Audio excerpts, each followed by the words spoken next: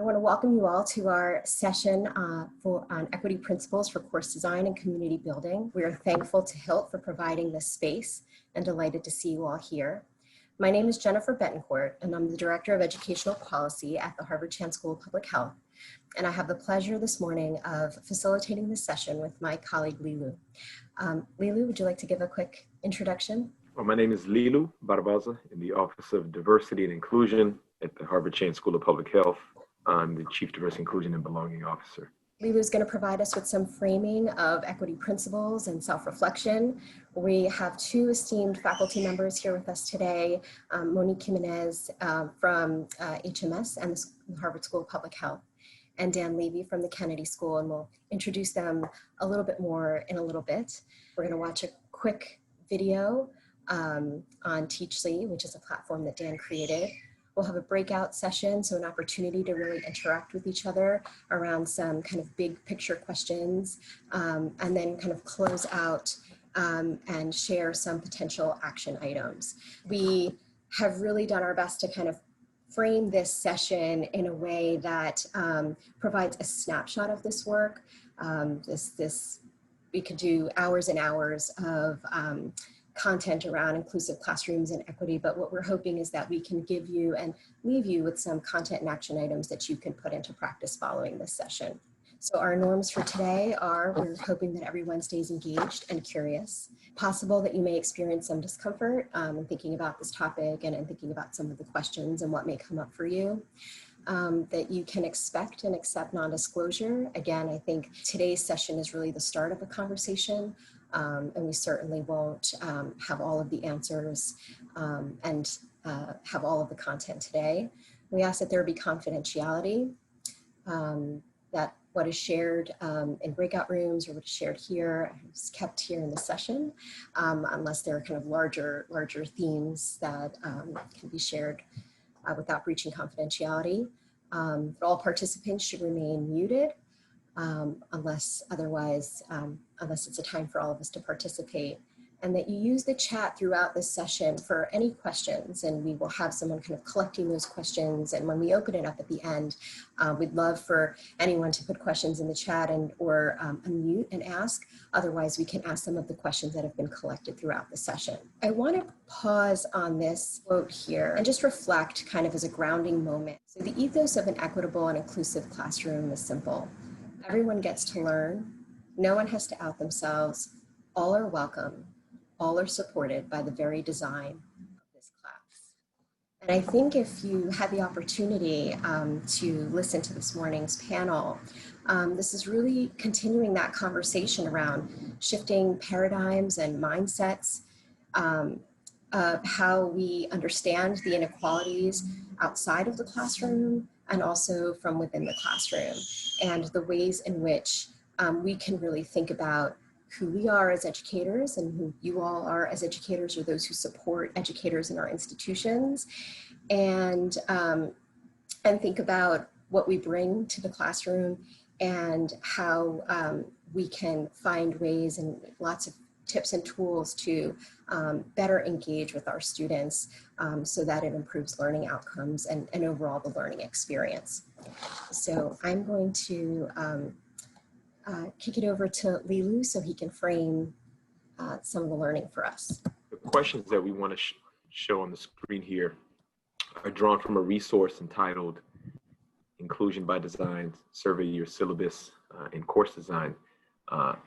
And are really some guiding questions to help you think more deeply about the learning experiences that we craft for students, but also to bring attention to key decisions that we must make or that we can make within the course design aspect, but also in the facilitation and teaching and what that looks like. And so there are a number of opportunities there. And as you can see, there are various questions here in different categories: people, content, relevance, pedagogy, values, and climate. And you'll have access to this resource, so you don't have to rush to jot everything down right now.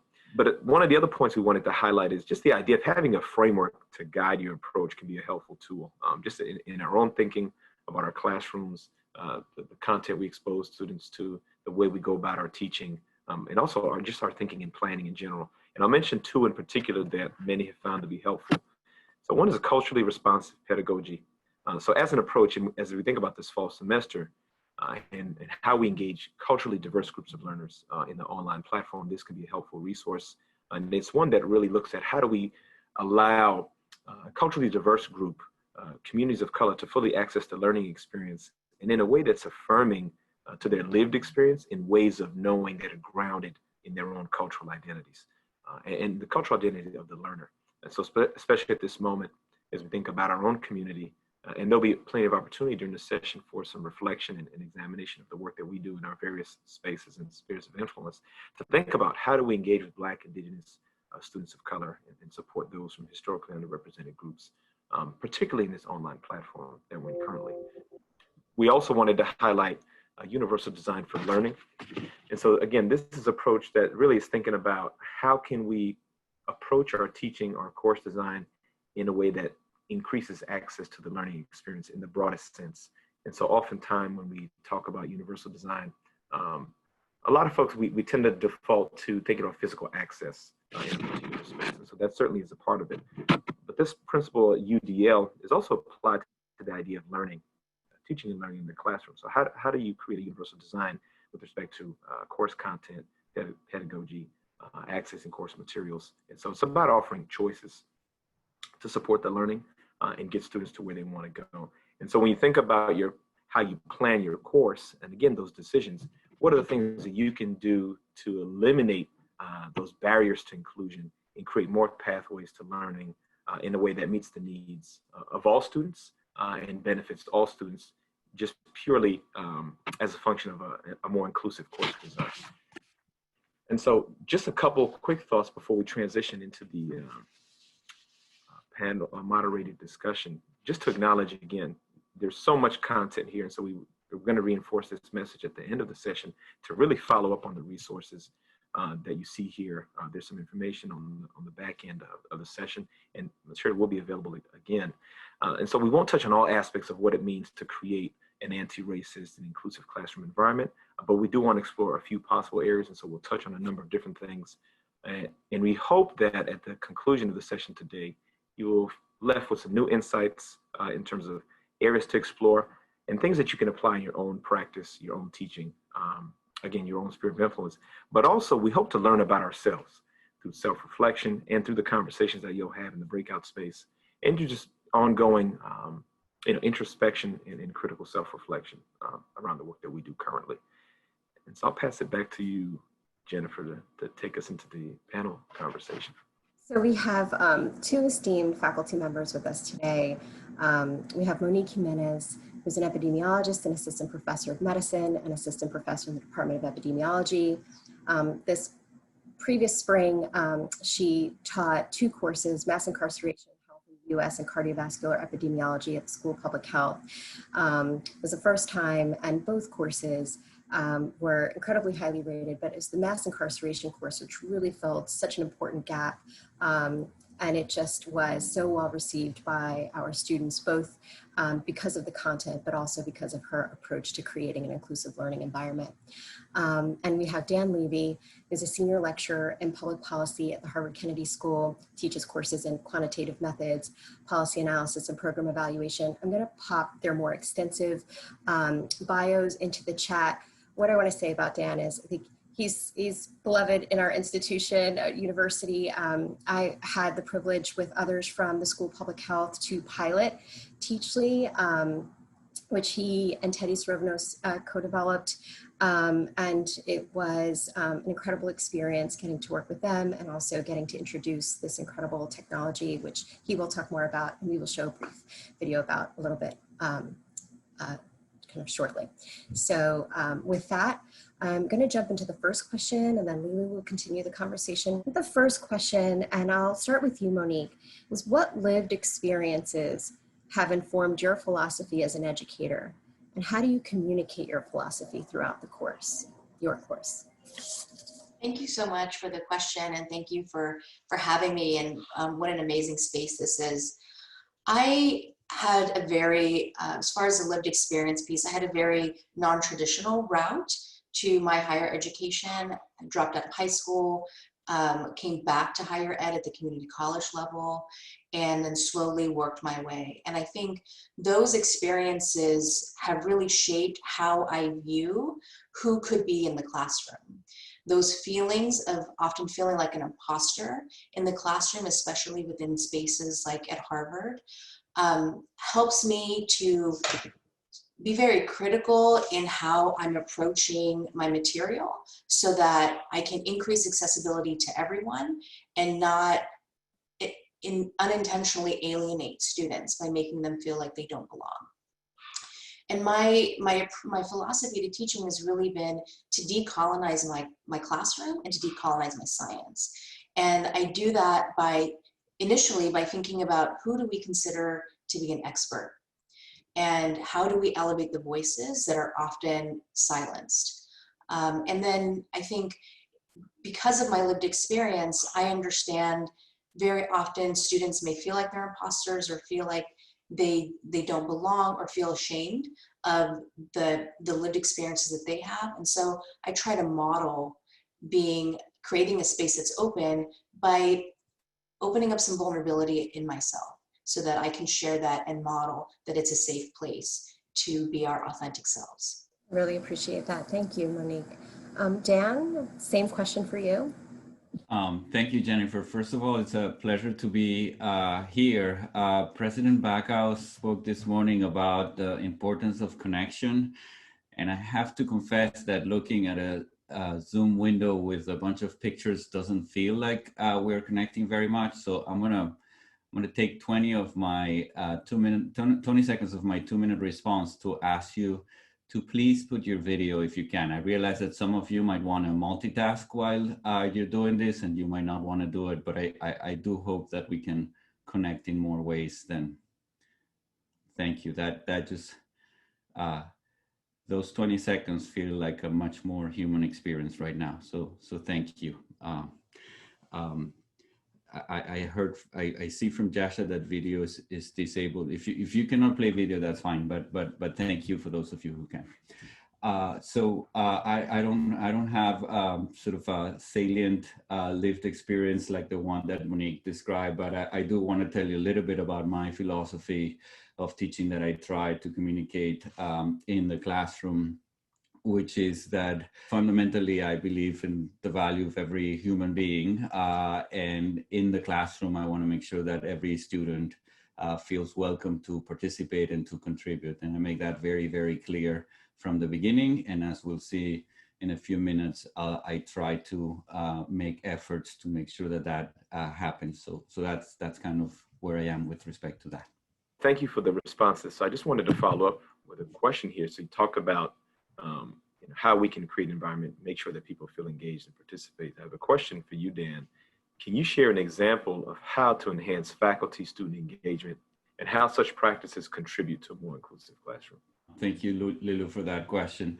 I think when we were planning for this session, Jennifer suggested that we talk a little bit about Teachly. So I want to take a minute to do that in the context of this response. So, and before I do that, I want to acknowledge, first of all, I see a lot of friendly faces. So I'm very happy that you are here. I want to acknowledge two people in particular who have been critical, my faculty colleague and co-founder of this app that I'm going to describe now called Teachly, and Victoria Barnum, who's the manager of Teachly and responsible for a lot of the operations. So the reason I want to talk about Teachly today is that, as we saw in the panel this morning, there are a lot of good intentions around the university of trying to improve diversity and inclusion. But I think how we translate those good intentions into what actually happens in the classroom, there often is a gap. And so what I've discovered in my own teaching, and many faculty members at the Kennedy School, at the School of Public Health, and at the Graduate School of Education have told me the same, is that unless you have a way of lowering the friction between your desired action and your actual actions, it's going to be very hard to do it. So how do we do that? If you can create a way in which you get to know your students better and your teaching practices better, I think you can advance much more equality and inclusion in the classroom. And how to just to put a very concrete example, suppose that you think that you call equitably on every student in the classroom. Well, do you have data that shows that that's the case? And if you do have data, is the data signaling to you that there might be some things that you thought were happening in your classroom that were not? Or another way of using technology to do this. Do you know your students and why they might not be participating? Can you connect with their background in a way that allows you or allows them to feel more welcome in the classroom? So these are just two very concrete ways, getting to know your students and getting to know your teaching practices that I think can help you make much more inclusive classrooms. And thank you for that response. Yeah. And I want to just follow up on that by posing a question to you, Monique, and appreciate your comments about decolonizing your science. So how do you go about embedding an ethos of inclusion and equity into your course? Yeah, I think it has to be very deliberate. And I think one of the approaches that I've used is to think very critically about who we consider to be experts. Who do we allow our students, who do we frame as being the people that our students should be learning from? And so in my mass incarceration course, I've sort of seen myself more as a facilitator and bringing in diverse voices into the class. People, if we're going to talk about mass incarceration and carceral control, then I need to, one, be honest with my students that I come to the space as a person whose father was incarcerated for most of my life. So that's the lens that I bring, but also as a facilitator to bring those lived experiences to my students. So from the beginning, we designed the course so that people who have lived through different types of carceral control can explain the impact on their health directly. And so we need the numbers, and I'm an epidemiologist, so I love numbers. And so I do, make sure that I bring those hard stats to my students, but then we spend a lot of time making those one-on-one connections because it informs their science moving forward. And I think it shapes who they understand as an expert. And it also, we all are coming in with our own biases, and it helps to chip away at who people are going to consider to be this particular population. And even on a personal level, it's sort of reshaping those ideologies. So that's one of my approaches. Well, thank you. So I hear you talk about, being a facilitator, one who's able to bring in diverse voices into the class, and also understanding and connecting with students. And Dan, I want to turn to you here with respect to Teachly, which is a tool intended to support with facilitation skill building. What was the pivotal moment that sparked the creation of Teachly? And what problem were you trying to solve? Thank you, Lilu. As I said before, I think I would like to think that all of us at Harvard who teach want to have more inclusive classrooms. But over many years, I had been asking my teaching assistant to record participation in the classroom. And at the end of one semester, I saw the statistics that showed that 40% of my students were female, identified themselves as female students. And only 30% of the comments in the classroom came from female students.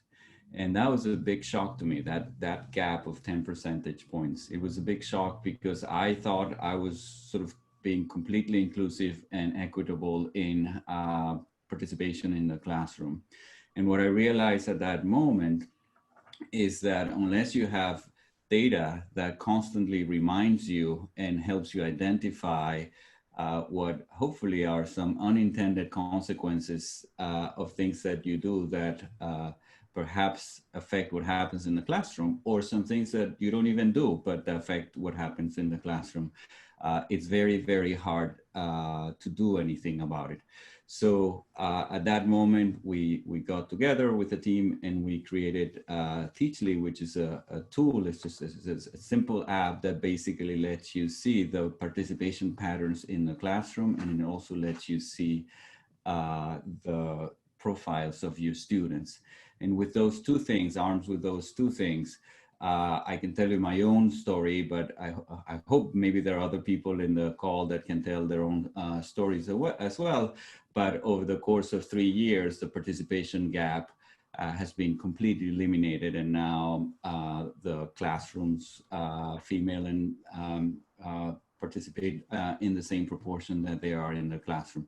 So this is, this morning we were talking about, okay, what can we do to improve inclusion in our classroom? This is a very, very concrete way in which instructors can do that. It's just like you look at your data and you ask yourself whether you use Teachly or not. I'm not here to sell you on Teachly, although it's free for anyone who wants to use it at the university.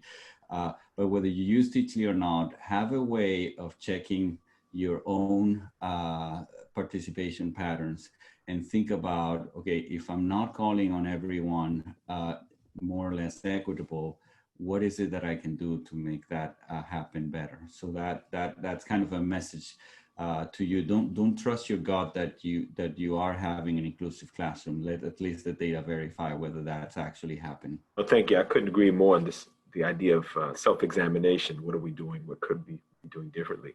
And so my last question for you, Monique, and you shared with us, prior, just around your own intentionality in creating space for conversation, and this idea of safe space, but you've since learned that we need to create brave spaces, and that's a vital part of the classroom learning experience. Can you share a bit about your own learning in this area? Absolutely. I think one of the things that was so powerful for me this last semester was learning from my students. And part of that was, one, doing a mid-semester evaluation and understanding that when I did that mid-semester evaluation, I needed to act upon what I listened to and not just do it and not move anything forward from it. And, and be ready to hear what feedback I was going to get. And I designed the course thinking, I want to make a space that's safe for people to share, for people to challenge, but understanding that sometimes that is not going to be comfortable. And so I've had to think more critically about how do we make the space brave so that we can recognize that there are differences, especially, it obviously is going to depend on the courses that you work with. But for my course, for example, there are lots of very different views, and sometimes they can be very emotionally charged. Learning that we need to hear all sides of people's perspectives if we all want to make change that's better for all of us. And so that's one thing that I worked on, even retooling my assignments mid-semester based on the feedback that I had gotten to really push some of those things in a new space. And then I also learned from my students about trigger warnings. I had not been exposed to that as a student myself. And so I think it's important for me, as I'm sitting in the classroom, listening to my students present, listening to them interact with one another, being very, very intentional in using those things that I hear to make changes along the way. And for my courses, I tend to, let my students know we're learning together. And so if we need to make some pivots, let's do that. But I also want to hear back from you, and to get off, to build off of what Dan was saying before, providing different avenues also for people to participate, I have found to be very helpful. Not everyone is going to feel comfortable raising their hand. So honoring those as being important avenues of expression and participation, and not as some sort of less valued avenue of participation. Thank you, Monique, for your comments. And thank you to both of you for responding to our questions. I'll pass it back to Jennifer to set us up for the video. Thank you both so much. So Dan has talked about Teachly, and I think around the university, some of you may be familiar with it. We're going to show a quick video so that we can see what it is and how it works before we move on to our breakout session. Teachly is a web app created at Harvard University to help instructors teach more effectively and more inclusively. It's easy to use and is designed to be helpful at every stage of the teaching process. First, track participation while you're in class. Have your teaching assistant use Teachly to take attendance, marking students as present, late, or absent. Once class begins, your teaching assistant can keep track of who's speaking simply by clicking on the student in your seating chart. They can also assign a rating to comments and add notes for you to review later.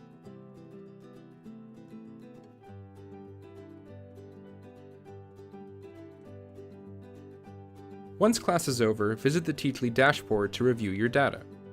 Here you can see whether you're undercalling or overcalling on students by demographics, as well as see high-level summaries of how much of the class is actually engaged in your class sessions. Once you have a sense of who in your class is participating, you can access their student profiles to learn more about them. Students create their own profiles at the beginning of class to share information with you that you can use to better incorporate their interests into your class sessions. Now that you're empowered with this information, you're ready to head back to class, this time with a deeper understanding of both your students and your teaching. So we're going to transition into the breakout room in a moment. I just want to provide a couple of steps for folks as you do that. One is we'll place the questions in the chat so you can take that with you. We want to make sure that everyone has a chance to participate and contribute to the conversation. So first we'd ask, once you get in the breakout space, to take a minute or so just to reflect on the 3 questions that we've posted in the chat. And then we want to go around and make sure everyone has a chance to share. And we'd ask folks to try to limit your response to about 2 minutes or so, get a chance to hear from everyone, and then engage in some group conversation and some collective dialogue. All right, and so we'll ask our support staff to help us transition folks. So we will be in small groups of about 3 to 4, depending. And we have about 10 minutes for conversation. So welcome back. Hopefully you had time to get through some of the questions, if not all of the questions. I know from my perspective, sometimes you never have enough time in a breakout room, but certainly it gets the conversation started. So I'd love it if anyone feels comfortable, either via the chat or if you'd like to unmute yourself. And if anyone would feel comfortable sharing, like, what is one takeaway that you came away with either from your breakout room discussion, or maybe something that stood out to you from the moderated faculty conversation that we had earlier? I think it's a very interesting time. I work for Harvard X right now. I recently started in course development, but before this, I was a high school teacher in Dorchester, serving a population that was predominantly Black and Latinx. And I think it's really interesting to hear kind of people at institutions of higher learning start to talk about inclusive teaching, although it's been prompted by kind of like extreme situations in the past few months. But I also think it's interesting because I feel like many of the principles being discussed are kind of like basic knowledge for many teachers I've met. And I think there's often this assumption that, oh, once you kind of get to college and university, the teaching is going to be different, right? There's so much more information that needs to get across. And so I think many of the methods that K to 12 teachers use are seen as somehow like childish or immature. Like, oh, college students shouldn't need to be called on equally. College students shouldn't need to like kind of do group work or do these kind of gamified learning styles. And I feel like what's happening now is like a slow reversal of that trend where people are realizing, hey, there are these merits to all these pedagogies, no matter what age you are and who you're teaching, and no matter how kind of high performing your group is. And I think it's just, it's an interesting time for that to be happening. Thank you for sharing. Anyone else? We have some great comments going on in the chat. Yeah, I'd like to say a little bit about Group 48. We had sort of a lamenting about how I, as a faculty member, we had someone who's an incoming student and someone who's in administration, looked back at, you know, the people who were teaching and the people who were involved in education and how white it used to be, and how we need lots more of this kind of talk and thinking and discussion, and, you know, lots more promoting of, you know, people who are younger and, you know, from more diverse backgrounds. When you look at the people who are tenured, you know, they're mostly white and very few women. So it was a really interesting thing to hear a young student coming in saying, you know, I look at the history of this, as you were saying earlier, and I see that, you know, it's not exactly friendly, but now it's becoming much more diverse. And so, you know, it's a good start for us all. Thank you. We have someone who posted in the chat, so someone who teaches at the School of Public Health and has heard that faculty have tried to incorporate discussions of COVID into their classrooms this past term, are hearing from students that they're finding the topic triggering and hard to attend, particularly among students with directly affected family and friends. Let's see, it seems odd not to include discussions of COVID in classrooms. So any thoughts about this triggering issue? Monique, maybe this is a question for you. I mean, I think this is really something that's been in the top of my mind as well. I think there's also this point of triggering. There's also fatigue among a lot of people around COVID. And I think as far as the triggering piece, I can completely understand that.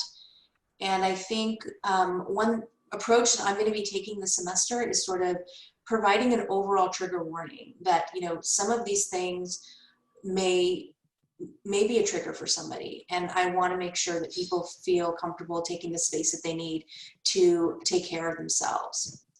I also understand that tension, though, that Laura brings up with, it's hard not to discuss it. And especially, like, for example, in my course, it's a really important issue because of human rights violations. So I think I'm still figuring it out. And maybe this is also a place where we need to lean on one another as educators to get feedback and learn from each other. Someone had posted a question in the chat earlier about a phrase that you used in one of your answers. You talked about decolonizing the classroom. Someone was really interested in what does that mean? When we're talking about decolonizing the classroom, we're really critically thinking about the ways in which colonization and white supremacist ideology influence the way that we teach, the way that we approach our professions, and how we, you know, interact in what we consider to be valuable and important contributions.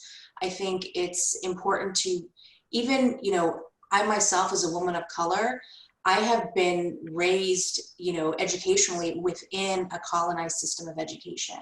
And so I've had to really critically think about what are the types of ideologies am I perpetuating, even though I may not realize that I'm perpetuating them.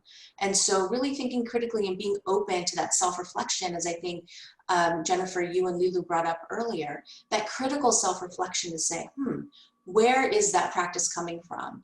A very simple example is we go around the room very often, if you have time in your class, and ask people to tell a little bit about themselves. What are the things that we usually have students say?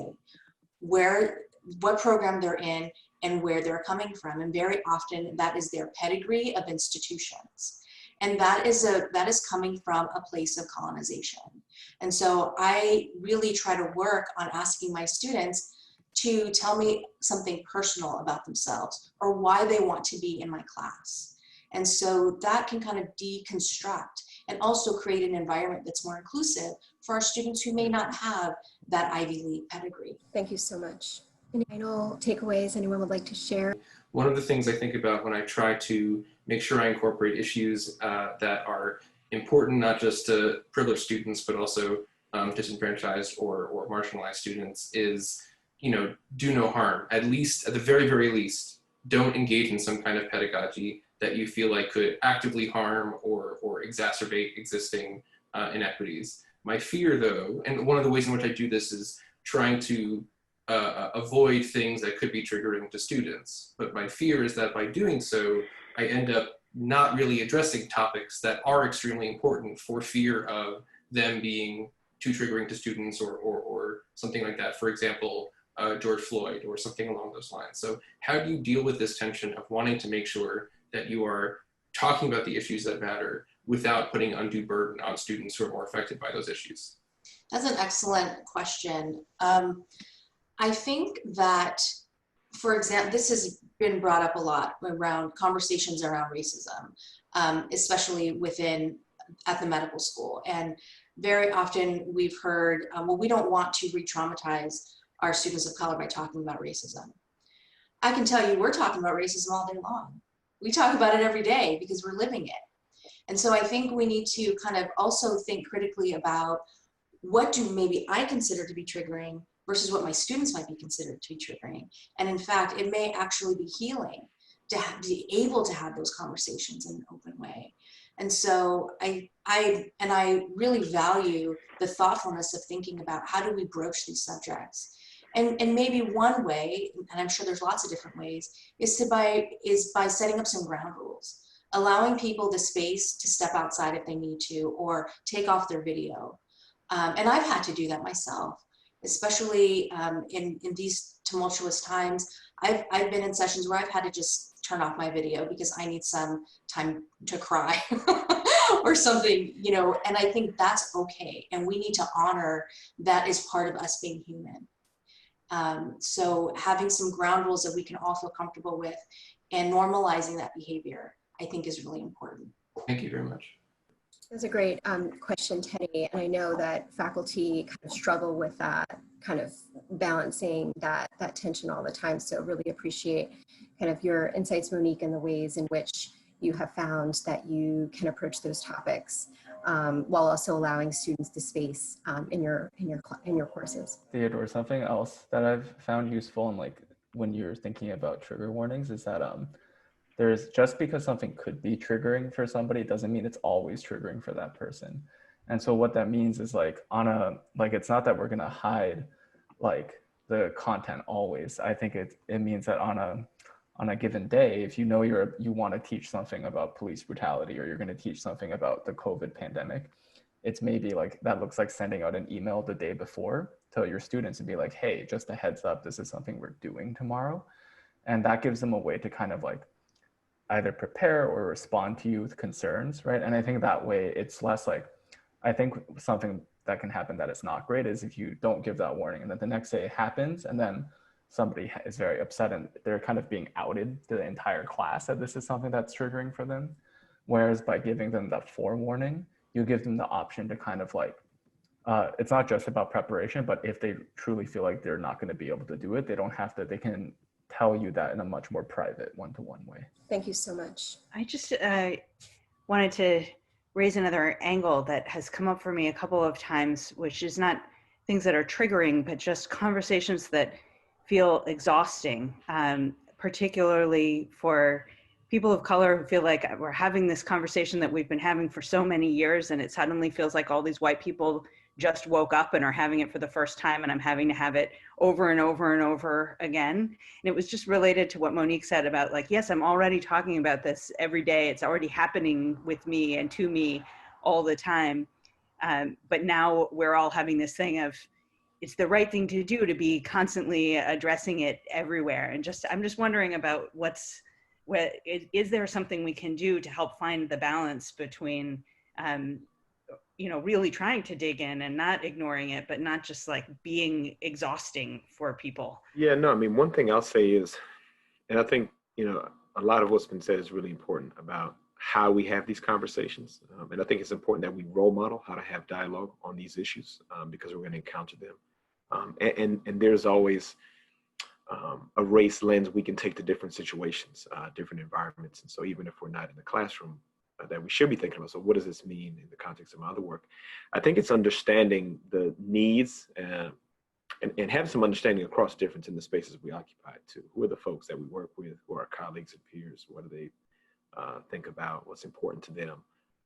But gathering that insight, that context, in the same way that Monique talked about understanding the students in our classroom to inform the steps that we might take and understand when do we need to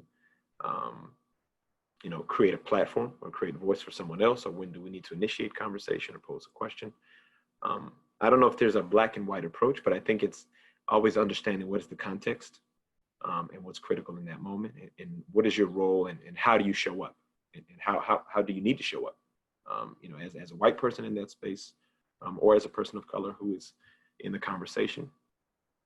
I think George's point is important that these conversations can be exhausting and triggering, but they're not always that way.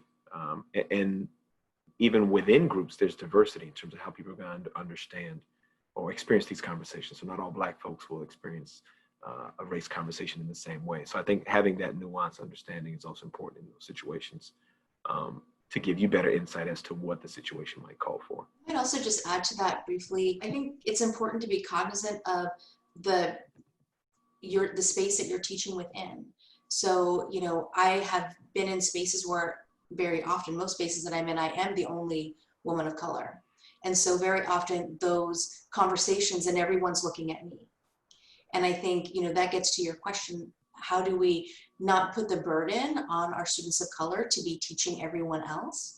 And so it's important to kind of plan those things out in advance so that whether it's using some breakout groups or affinity groups, or even if you have that one student, like was brought up earlier by George, reaching out to them and letting them know, I want to have this conversation, but I want to make sure that you feel safe to not feel the burden of having to teach the rest of the class. I think it's important just to really put the planning into it in advance.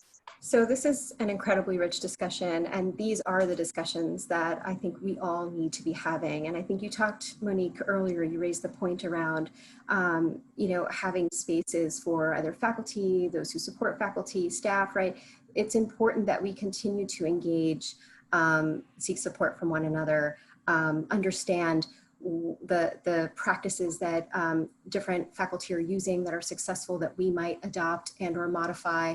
And so I hope that by our conversation today, we can continue to try and make connections, but we are out of time, and I do want to kick it back over to Lilu so that he can close us out and make sure that folks have enough time to get to their next session. Thank you, Jennifer. Just as we close out, we wanted just to leave you with a reflective prompt. And so we don't have time necessarily to hear from folks, but we ask you to do some reflection. If you have comments or thoughts you want to share, to please place it in the chat.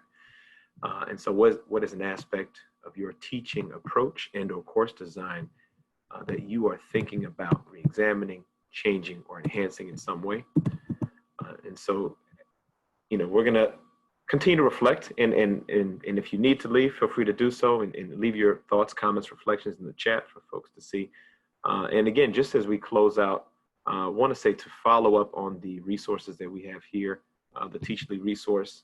You can access that and explore additional materials and resources that will be made available, the slides, and you can see information listed here and contact information for Dan Levy and Monique Jimenez. And then also we included a link to the implicit bias test here. Folks may be familiar with that. And the last thing I'll say is, it's important, even in this last closing reflective prompt, to think about, you know, based on our conversations, what does this mean for you? So what can you take and start to apply? It's one of the things we had a conversation earlier this week where the guest speaker talked about the intentionality with being active, that this isn't passive work, that there's an action component. So to think about what does this mean for you going forward, whether you're a teacher or someone who works in a different environment. And then to recall the power that you hold in those spaces, the power that you hold in the learning environment to really craft an experience that is equitable for folks. And so continue to place any thoughts or reflections you have in the chat. That is the conclusion of our session, but if you have any thoughts that you want to share in these final moments, we can hear from someone, or you can reach out to us or reach out to Monique and Dan directly via the contact information that was shared. But thank you all for participating, for your questions and comments. Thank you, Lilu, and thank you, everyone. Thank you, everyone. Thank you, Dan, Monique, and Lilu, and enjoy the rest of the conference, everyone.